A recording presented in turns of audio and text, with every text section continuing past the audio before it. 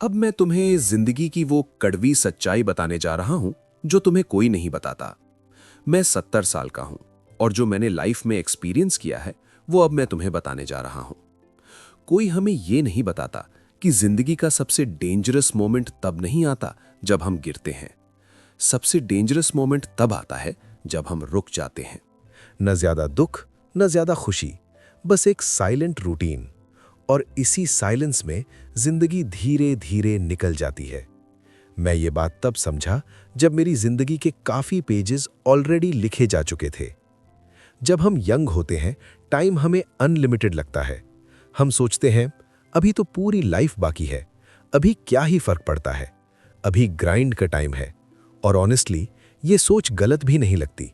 Body strong होती है, mind fast होता है, एनर्जी ओवरफ्लो में होती है। पर एक चीज होती है जो हम तब नोटिस नहीं करते। टाइम क्वाइटली चल रहा होता है, न आवाज करता है, न वार्निंग देता है, न रुकता है। स्ट्रगल के दिन अजीब होते हैं। थकान होती है पर डायरेक्शन क्लियर होती है। डर होता है पर पर्पस होता है। हर सुबह उठने का रीजन होता है। हर रात सोने से पहले एक गोल होता है। मैं भी वहीं था। सपने बड़े थे, एक्सपेक्टेशन सिंपल थी, जिंदगी टफ थी पर मीनिंगफुल लगती थी। पर जैसे जैसे स्ट्रगल कम हुआ, एक और चीज बढ़ने लगी, कंफर्ट। कंफर्ट अच्छा लगता है, इसलिए डेंजरस होता है। कंफर्ट बोलता है अब बस मेंटेन कर लो, रिस्क लेने की क्या जरूरत है, जो है वही काफी है। और धीरे धीरे हम ग्रोथ से ज्यादा सेफ्टी चूज करने लगते हैं। मैं भी वही कर रहा था। मैं सरवाइव नहीं कर रहा था, मैं रिपीट कर रहा था। हर दिन सेम रूटीन, हर साल सेम एक्सक्यूजेस। जिंदगी का सबसे पॉपुलर लाई है next year. Next year health पे काम करेंगे, नेक्स्ट ईयर पेरेंट्स के साथ ट्रिप प्लान करेंगे, नेक्स्ट ईयर अपनी लाइफ एंजॉय करेंगे। और ये नेक्स्ट ईयर कभी कैलेंडर पे नहीं आता, बस शिफ्ट होता रहता है। हम फ्यूचर को इतना रिस्पेक्ट देते हैं कि प्रेजेंट को इग्नोर कर देते हैं। और आयरनी ये है, जब फ्यूचर आता है हम उसे भी इग्नोर कर देते हैं। हम एक सेंटेंस बहुत कैजुअली बोल देते हैं, मैं बिजी हूं, पर कभी पूछते नहीं बिजी किस चीज में। बिजी का मतलब अक्सर होता है दूसरों की प्रायोरिटीज पूरी करना, emails, meetings, deadlines, targets. Busy होने से ईगो सेटिस्फाई होता है पर सोल एम्प्टी होती जाती है। मैं घर होता था पर प्रेजेंट नहीं होता था।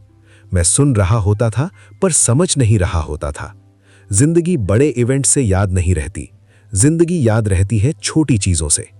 एक शाम बिना फोन के, एक चाय बिना जल्दी के, एक बात जो पूरी सुनी गई हो।